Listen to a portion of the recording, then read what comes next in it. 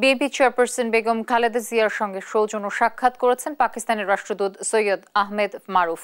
এ সময় তিনি খালেদা জিয়ার শারীরিক অবস্থার খোঁজ নেন।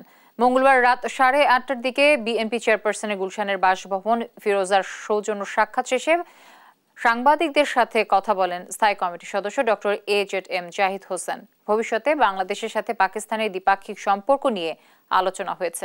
এ সময় তিনি বলেন, বর্তমানে পাকিস্তানের সাথে বিএনপির যে সম্পর্ক তা নতুন করে দৃঢ় হচ্ছে।